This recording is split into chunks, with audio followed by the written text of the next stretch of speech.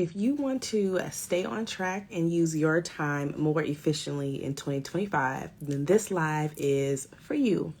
Hello, happy Tuesday. I am Chelena B. I am your go-to mom for family meals and routines. And I encourage and teach my mamas to prioritize your self-care and your ambitions while maintaining your home. Welcome back to another live with Chelena B. Again, we're going to talk about staying on track, planning smarter, being efficient for 2025. If you've been on this journey with me, we've talked about forming good habits for 2025. We've talked about my best planning tools for 2025, finding your word for the year and how to turn it into strategy.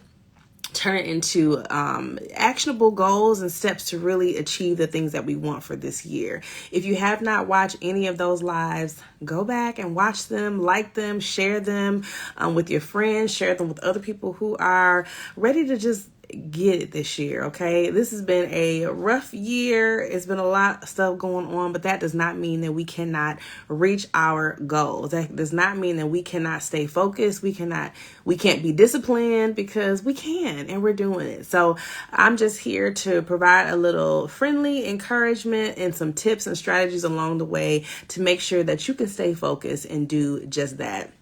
We are now halfway through February, and pretty soon it'll be March, which will be the end of our first quarter of the year. So if you are a quarterly planner, if you have a year full of goals that you want to achieve, then you have to have some type of checkpoint. We got to check in on our goals. We have to check in and see what's going well, what needs to be revamped, what needs to be improved, all those things. So I just want to share a couple of those tips. So we're going to talk about planning smarter and being more efficient with our time.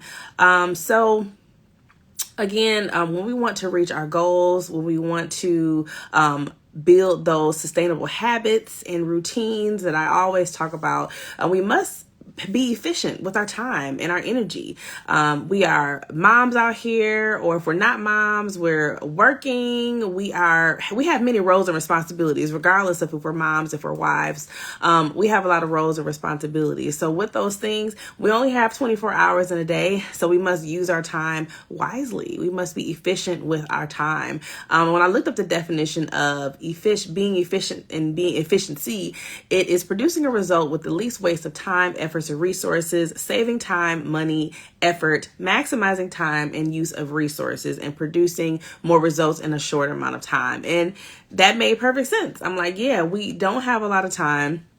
We want to maximize our time. We don't want to use a lot of resources and time and money to do the things that we need to do. So if we plan ahead, if we set ourselves up for success, then we can achieve our goals, and we can do it without being so tired and overwhelmed and stressed out, because we don't have to do that. I've done that many a times, stressing myself out to reach a goal and knowing that I could have strategized better and planned better and reached the goal, my desired goal, in a more relaxed way. So we're gonna dive deep in that, and just a little bit of time, or a little bit of a backstory about me and about what and why I like to plan, why I think routines are valuable, how they have helped me and my family of 6. I was going to say 4, but I have 4 children. So my family of 6, which sometimes it's still hard to believe that I have 6 people in my family, which I love dearly. But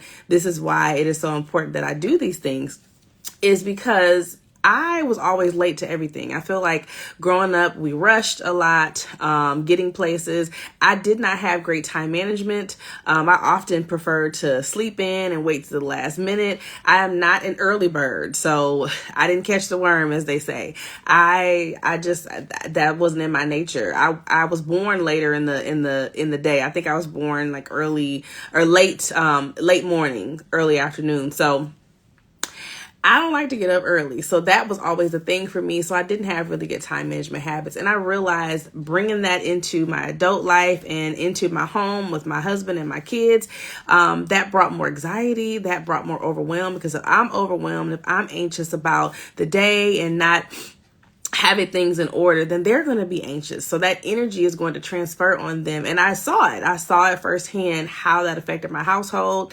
And when I think about stewarding the home, so God has really been placing on my heart to steward my home. And as I steward my home, I want to minister to other women who also have a desire to steward their home, to get their homes in order for themselves, but also for their families, because it's very important. When we are connected to God, we follow God, we're submissive to God, and we're able to hear the things that He wants us to hear and hear our path and where we need to take our family. When our house is not in order, when we are not stewarding properly, that leads to distractions. And when we're distracted, we cannot hear from God. So I realized I was not stewarding my home in the way that I was supposed to. I was not connecting with God in the way I was supposed to, because I was cluttered. I was scatterbrained, as someone from my hometown used to say. I was scatterbrained. I was all over the place. So I was not able to hear from God. So realizing all of this and knowing, like, at the top, stewarding my home and hearing from God was important. I knew that I had to develop better routines, better habits, better planning for myself, because if my kids and my family adopt my horrible habits, it's not going to be helpful for them when they grow up, and it's not going to be sustainable for our household. So we had to tighten it up. We had to get things together. So through those lessons, through those hard lessons learned, I was on a mission to have a more peaceful home. It can get very chaotic with 6 people when you don't have some type of order, when you don't have routine. So in doing so, I was able to develop those routines, and I was able to help my family to develop their routines, to just have some more order in the home, because it has helped so much. It has created more peace for our household. It has created more togetherness for our household. It has allowed us to be more present together as a family. We pray together, we spend time together, play games together. So it's not so rushed. So growing up in a very rushed family, very rushed space, now I have pauses in my day. I have breaks in my day. I have room to breathe, and so does my kids. And I think it makes a difference when your kids can grow up in a peaceful household, not growing up in a chaotic environment as much as possible. So that was my gift to my light went off. That was my gift to my children, to be able to make sure that I got myself together so we can all just be better as well. And I think that them having those time management tools has helped them get up in the morning, get to places earlier on time, and again, just feel less rushed. And funny thing, my son does not like to be rushed. So I know that time technique has helped him, because if he's feeling rushed, he is not in a good place. So I make sure that I'm not rushing them, and I give myself enough time so they also don't rush as well. So again, why is time management important? Why is planning important? Again, it prevents that stress and overwhelm, because you're not making decisions in real time. You're making less decisions in real time. So when you plan ahead, you know what to expect. You have clarity going into your week, and you can focus on the things that you can control. And when you can focus on the things that you can control, when you know what to expect in your week, it makes room for the things that you can't control, and it makes room for the things that are unexpected. Because unfortunately, things are going to happen that we can't control, and you got to relinquish that control. However, life still happens. And when you really want to stay on track, when you still have to take care of your home, when you still have goals and aspirations for yourself, you want to plan ahead so those things don't fall by the wayside. Because that's happened to me too many times, where I have all these goals and ambitions, and I'm running off on vibes. I'm like, all right, cool. I got these goals and ambitions. I'm vibing out. We're going to reach our goals just because I said it. But then all these things happen. Family gets sick. Life things happen. And then I'm pushed back. And that's happened so many times. And I'm like, man, every time I get a setback, I'm starting over. I'm going back to the drawing board. And I think I got to the point where it just made me so upset, and I felt so bad about myself that I couldn't get ahead, that I'm like, I have to make a change. I have to do something different. So I knew that I had to plan, but I had to plan smarter, and I had to plan with strategy and intention, So I can always make sure, like, one, there's room in the schedule, because planning does not mean that everything is so boom, boom, back to back, where you're just busy and you don't have time to breathe. But you plan for those breathable moments. You plan to be present so you can ensure that they happen. So when those unexpected things happen, you don't have to think about the things already in your schedule. And we'll talk a little bit later about those routines and things that you can do to help you plan with intention. But yeah, but that is definitely why you should plan ahead. Also, it helps the kids. What I realize is that kids thrive on routines. We think that they want to be open and chaotic and all this stuff, and there's a time for that. There's a time to plan, to have free time and independent time, as I like to say, where they can just kind of play and do what they want. But I even find my kids being like, okay, I have free time. What am I supposed to do? So they still want some type of structured activity. They still want options of things that they can do even with their alone time. But I think having your kid know, hey, when you get home from school, you're going to put your book bag up, you're going to put your shoes, your coat where they need to go. We're going to go through your book bag, look at your homework. You'll get a snack. You can have your downtime, and then we'll do your homework or we'll do whatever else. It just helps them know what to expect. Like, okay, I know what to do when I get home. I know my routine. And then from there, we can go to the next thing. So I find it very helpful for kids. So if you haven't created like a after school routine for your kids, that could be a very good thing to do for them. So they can just have some type of flow, something to expect, something to look forward to when they get home. So let's talk about time sucks in the home. So these are things that I have found when you don't have a lot of time and you try to cram some things in a short amount of time, they suck your time, they suck your energy, and they're not effective for your household. It's a drainer, and it can cause frustration. It can cause more stress. So we want to understand what our time sucks and how to better make time and make room for them. So I look at them as projects versus tasks. So when I think of a project consists of multiple tasks and activities to complete a goal. And when I think about a task, when we're talking specifically in the home, that could be like a single activity to complete a goal. So a task that I do, everyday task could be like getting your kids ready for school, cooking dinner, cleaning the kitchen when you're done with dinner. Those are your everyday tasks that you're typically going to do. They're going to happen day in and day out, and that's almost, in my mind, considered a routine. Those are your routines that you're going to do every day. You don't have to really think about it. And then also those everyday tasks are maybe 3 to 5. I am a 3 to 5 girl. So on any given day, I will do 3 to 5 tasks. And sometimes I may do less than that, but I never overwhelm myself. But I'll say 5 because sometimes you may have a very small task, like put your shoes up, put your shoes up. Maybe you have a lot of shoes at your door and you just want to take a couple pairs up to your room or to whatever the closet is. That could be a small 5-minute task. Or you want to put up all the mail or revamp your mudroom or something. We know that is going to take a little bit longer, but you want to think about your tasks, pick a couple of them if you don't already have them, or think through the tasks that you do every day. But those are like the given things that you do on a regular basis. You don't have to think about them. And typically how long those tasks are. And if you don't, here's some homework for you. If you don't know how long your everyday tasks are, go through them. Just think about a random day in your home. Think about the things that you do on a daily basis and give them a time frame for all those tasks. Because as you consider your routines, as you consider better time management techniques and tools, you want to know how much time it's going to take you to do what. Like, I know I can clean my full kitchen and dining room area in 30 minutes. Dishes, counters, floor, dining room tables, putting stuff up in 30 minutes because I've done this task over and over to know what is expected. I have the same process of cleaning my kitchen, but I know it takes 30 minutes. I know it takes probably 20 minutes to clean my bathroom. There's 4 pieces to my bathroom. There's a countertop, there's the shower, there's the bath, and the toilet. What's it? Countertop, shower, bath, toilet. Yeah, there's 4, and the floor, if you want to consider that. So, you just want to think about the tasks that you have to do.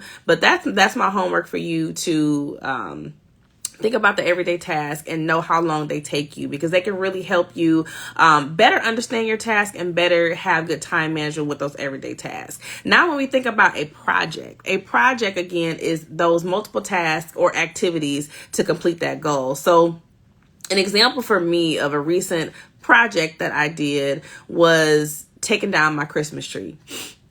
And I just took my Christmas tree down on President's Day. That was my goal, my deadline, to take down my tree, because I knew that as a project, it's going to take more than just taking down your tree. So when you, like I said, when you think about the projects, there's multiple tasks or multiple activities are included in that particular project. So for me, that included my husband getting the box from high up out of the garage, me putting the tree in the box, I already took down the bulbs and garland and stuff, the tree skirt, cleaning up the area with all the flocking and stuff. I mopped the area, vacuumed, and then I had to shift furniture back in that space where that tree was. So that typically when I move my furniture or I refresh a space, I'm decluttering and organizing that space as well. So our cabinets in our living room are filled with toys from my kids. So I went through there, I organized the toys, I added a couple bins to categorize some of the toys,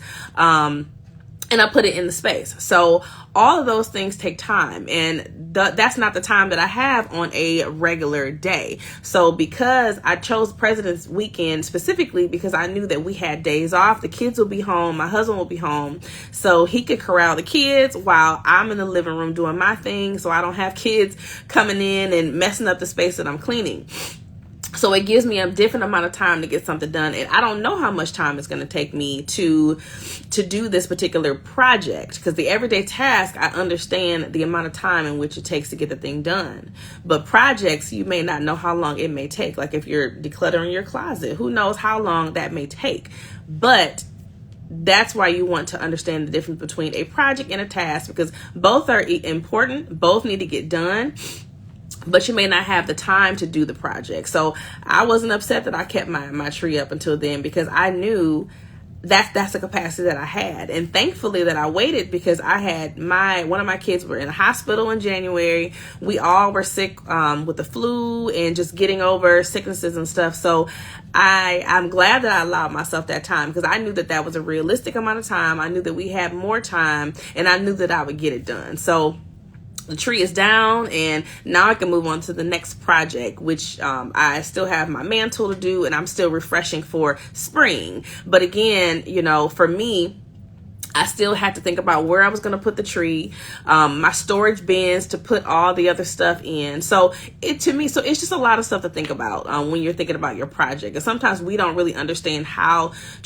big a project can be, how overwhelming it can be. But when you really break down those steps in that project, it can give you a better idea of like, okay, I'm going to need more time for this. So maybe this is a Saturday activity versus a weekday activity after work, and I'm tired and I have all these other things throughout the day to do. So just a little tidbit there as far as those time sucks. So think about the time sucks in your home. Think about the things that maybe you want to push off for the weekend. Maybe you want to push off when you have extra days off versus the things that you need to get done every day, and prioritize those things that you need to get done every day, and set a time next to those tasks every day so you can get them done in an efficient manner. So I have a couple tried and true tools and things that I do to help me plan efficiently and use my time more effectively,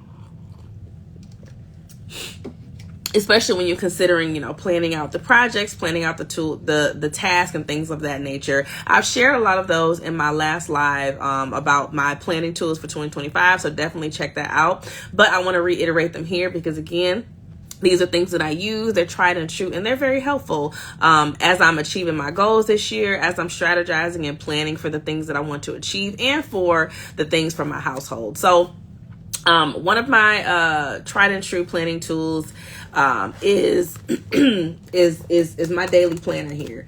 And I really enjoy my daily planner because, one, I can look at my daily tasks, but I plan ahead. I plan 2 months in advance. So I planned January and February, and now we're approaching March and April. So those are the next months that I like to plan for. And it gives me an idea of what's going on currently. And it helps me to have a pulse on what's coming up. So I don't have to, so it's because the thing is months go really quickly. So at the end of one month, you're already preparing for the next month. And at that point, you're already a little bit behind. So it gives you an idea of what's going on. You can put all the appointments and things that you know of, and then as things come up, you can continue to add them in there. So this is my tried and true. I really, really do enjoy it. So it is time for me to plan for March and April because I've already planned February. So that's what I'll be doing next. I'll be writing in all of those things for those 2 months. And then I can, as I'm writing in the things for my family, I also can include the things for my business, the goals that I have, the things that I want to achieve. Maybe if we want to do some family trips or family activities, or if I want to hang out with my friends, I'm able to see what we have going on at home and then where I can add in things and plan ahead because, babysitters have been very hard for us lately, but knowing ahead what we have going on, maybe we could try to do some things as a family or as a couple or individually. So definitely love my planner. And then for your long-term goal setting and goal planning, I love Google Suite. Again, I talked about this before. I'll keep talking about it. And this is even before a vision board. I like to, at the beginning of the year, or at the end of the year rather, I did a brain dump of all my goals and my ideas that I wanted to do for the year. And I like to brain dump them out very unorganized, disorganized, just on a page, just whatever in my brain, get it out. And then after I get it out, I want to break it down. I break it down in quarters because it can be very overwhelming to just have goals on a piece of paper. Again, going off on vibes, saying, oh, I got these goals and I'm going to achieve them without having actionable steps. So mapping them out in quarters helps you to break them down into more achievable and attainable steps. So quarters, you have 3 months in each quarter. So that's more than enough time to be able to achieve a goal or at least steps toward your goal. So I like to break them down by quarters, and then from there, I break them down. They're in their actionable steps based on those months. And once I break them down in their actionable steps in the month, I use SMART goals. So that's specific, measurable, attainable, relevant, and time-bound goals. So you can further break your goals down into weekly and daily action steps. And you'd be surprised, those little steps that you break them down into, those little action steps make a huge impact toward your goal. So it may seem very tedious. It may seem very overwhelming to break things down into goals, to have to write everything down. But this is really your strategy. This is the way that you can really strategically plan out your year, and you can conquer your year. You can achieve your goals because, again, we aren't going to achieve our goals by just putting them out in the atmosphere. Faith without works is dead. So we do have to still do our work. So we can pray on our goals. We can say what we want to happen, but we have to work toward them. So by writing them out, and parsing out the actionable steps quarterly, monthly, and then working toward them weekly and daily can really, again, make those steps toward your ultimate goal. And then let's see. I have all my notes, y'all. I wanted to come correct with this one.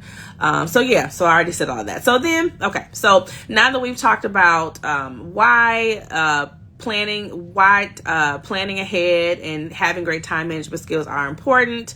Now we're going to talk about some of the ways that we can do that, some of the ways that we can achieve better time management, and what are some of the things that you can do to do that. I kind of shared the tools, but this is just overall, what are some ways that you can just have better time management, and what kind of routines you can build to achieve those goals for the year. So something that I do that I have found just a great benefit in is time blocking. So I don't know if you've ever heard of time blocking, but basically time blocking is taking your day. So they break it down in days, taking your day and breaking up into different parts of your day for different tasks. So literally you're taking your entire day and you're blocking off certain parts of your day to complete your task. And I love this method because you're able to really dedicate a certain amount of time to each thing, and you provide that boundary around that thing, because often we will do a task and maybe we have more time to complete the task. So we'll keep doing that task, and that task may bleed over into another task. So then we don't have time to do the other thing that we want to do. But when we have that time block, that is the time from 1 to 1:30, from 1 to 2.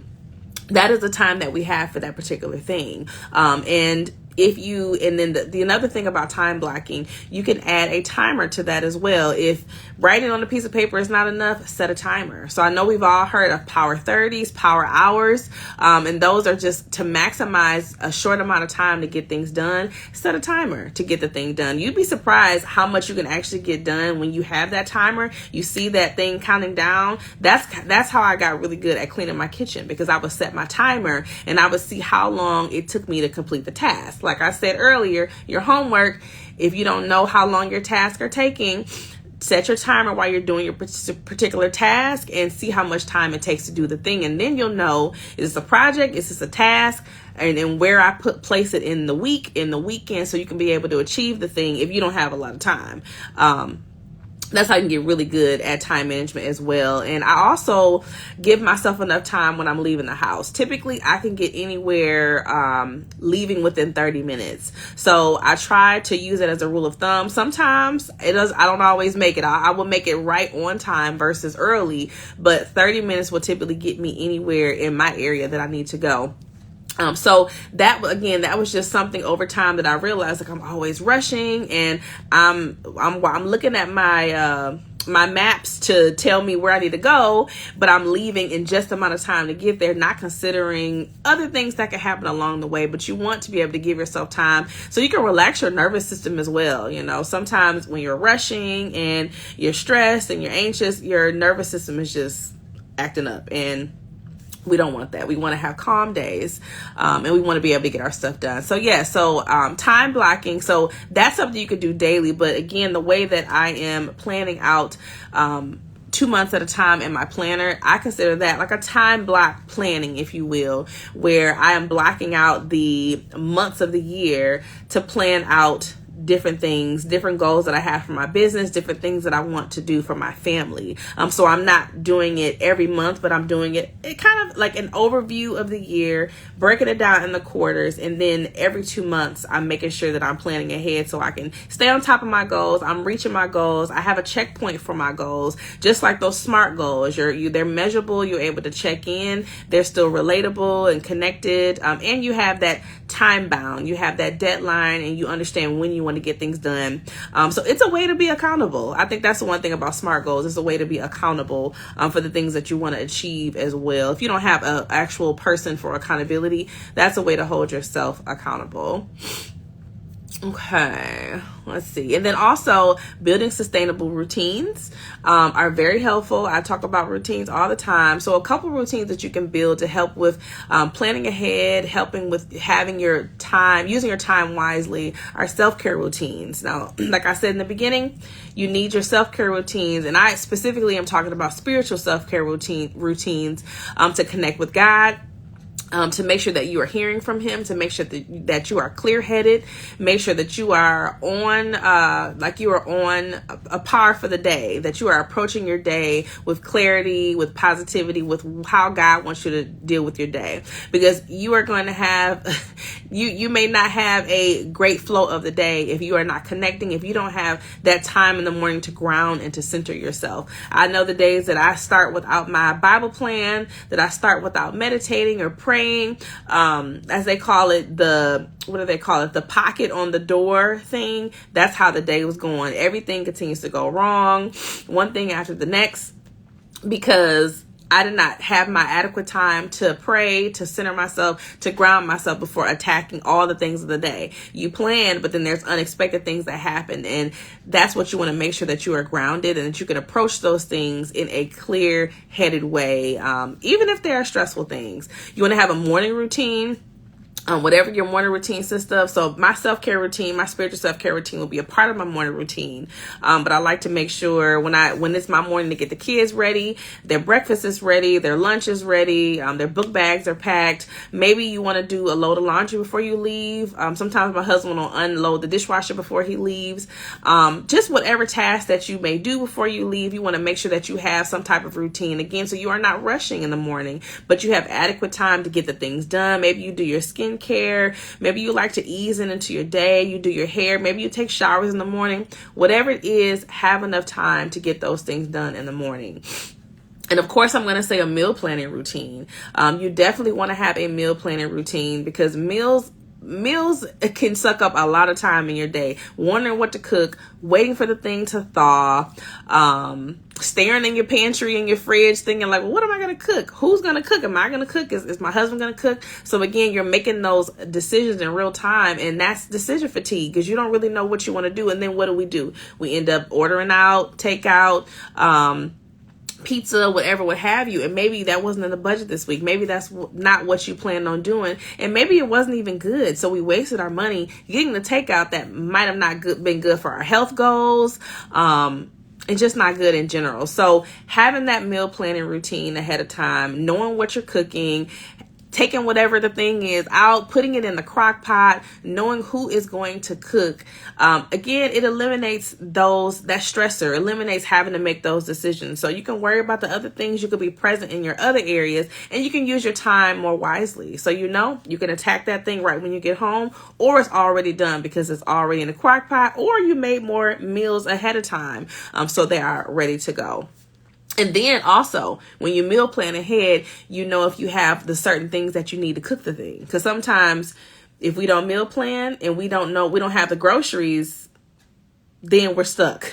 We're stuck not knowing what to eat because we don't have the particular groceries. So when you meal plan, you're also able to make sure that you have all the grocery items that you need before you start your week. And the other routines are a cleaning routine. They have so many routines out there, zone cleaning, and things of that nature. I don't follow a lot of a zone cleaning, but I guess I kind of do a version of zone cleaning. But they actually have people who have cool and creative methods of cleaning your home. So just Google zone cleaning or just different type of cleaning methods that work for you. But the important thing is to stay on top of it and stay consistent every week. If you fall behind, get right back up and try again, but you want to stay on top of it, because the more you fall behind, the harder it is to get on.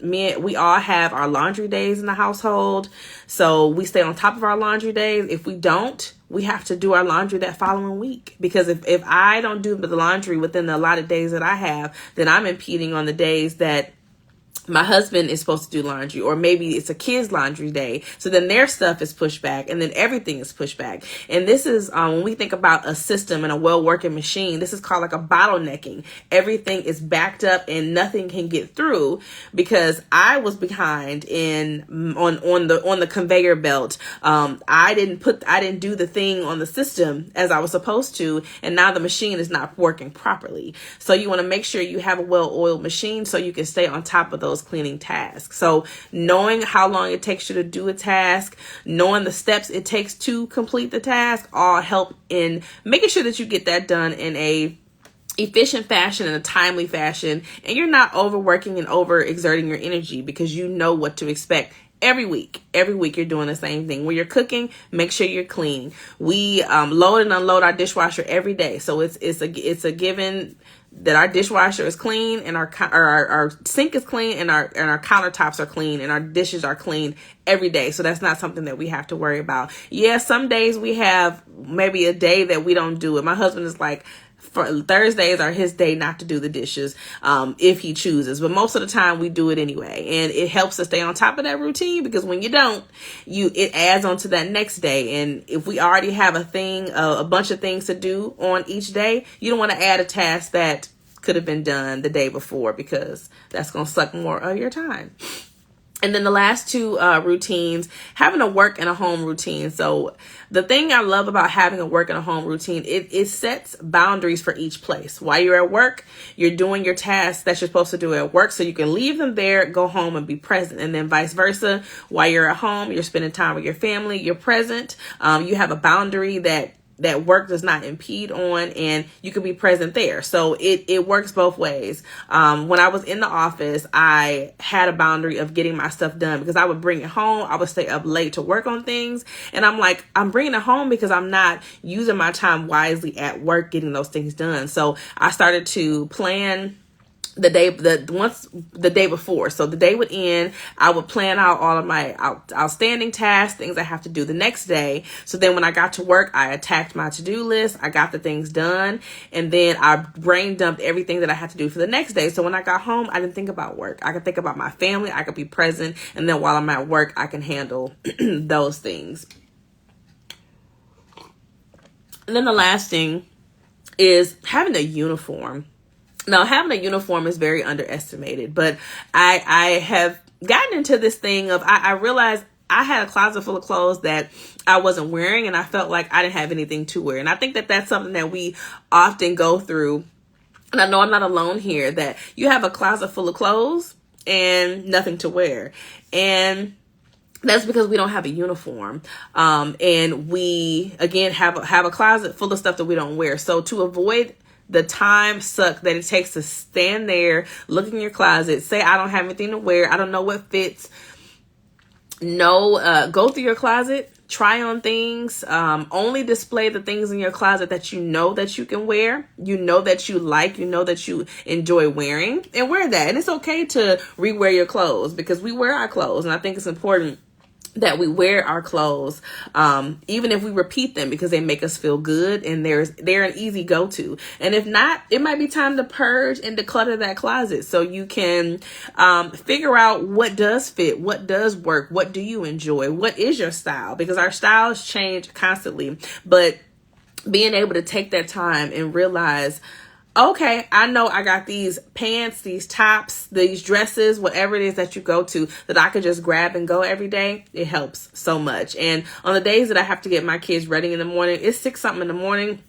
I often get dressed in the dark, if not in the closet, because I don't want to turn on the lights. I don't want to disturb my babies who are sleeping, because sometimes they are light sleepers. So I get my clothes out at night, and I typically have my go-tos. I know what to wear. It's cold outside. I got to take them on the bus. So I have all that ready to go in the morning, down to the underwear, the socks, all of that. So I'm not fumbling in the morning. I keep my earrings in the bathroom so I can get in and get out. And it just helps. It helps with my time so much. And if I want to sleep in a little bit, I can, because I know the time that it takes me to get it done. So consider a uniform. And I don't know if I just said this or not, but Steve Jobs really, he really inspired me with the uniform wearing. And I try to listen to some of his books, or just inspired by some of the things that he's done. And he wore a black turtleneck and jeans, and it was so he didn't have to think about what to wear. He could focus on the things that actually mattered. So when you have your uniform, you can focus on the things that matter. And your uniform doesn't have to be a shirt and jeans. It can be fun. It can be festive. It can be whatever you want, just as long as it becomes easy to go to. After you shop your closet, after you put your outfits together, you know what you're going to wear for any occasion. I remember I would go out in the past and I wouldn't have what I need. So I would go buy a whole bunch of stuff, and I would have a whole bunch of stuff in my closet that wasn't cohesive. I wasn't happy about, but I just bought, because I needed something. But now I have things for all occasions, and it's just helped out so much with my time and as I go on, with my days. So I think that is mostly it. We talked about SMART goals, that they're good for all scenarios, homework, etc. So consider using SMART goals when you are parsing out those goals that you have from your year. And then planning ahead helps you to be consistent, and knowing each step that it takes to get the things done when you're unmotivated and when you have unexpected situations arise. Because we're not always going to be motivated. We're not going to always want to do the thing. Full transparency, I am slow to getting over the flu, but I know every Tuesday, I want to show up and I want to go live. I want to share. I want to add value. I know this is a part of my bigger strategy and my business goals. So even though I don't feel my best, I'm still showing up for myself, most importantly, but also I'm showing up for my community. I'm providing value, and I'm hoping that it is helping someone on the other side. So this is why planning ahead, knowing those steps, knowing what you're doing. I feel like God gave me my topic a couple days ago, because I'm like, God, I don't know what I'm going to talk about, but he gave me my topic. But because I'm more clear-headed, because I'm slowing down, I'm leaning into God, I'm checking in with him, and I have my strategy and my process for my goals that I want to achieve this year. They are helping me in those times of unexpected things, sicknesses, the things that we cannot control. But I want you to be able to show up for yourself. I want you to have more time for yourself. I want you to be less stressed in your home, and I want you to have peace. I think it's so important to have peace and be present in your home and make time for yourself. Having that time for your self-care, your ambitions, whatever it is that you desire, having that time and not being overwhelmed thinking you don't have time is valuable. And to achieve that, that's why we plan ahead. That's why we use our time more wisely. And these are some of the tools and techniques that can help you do so.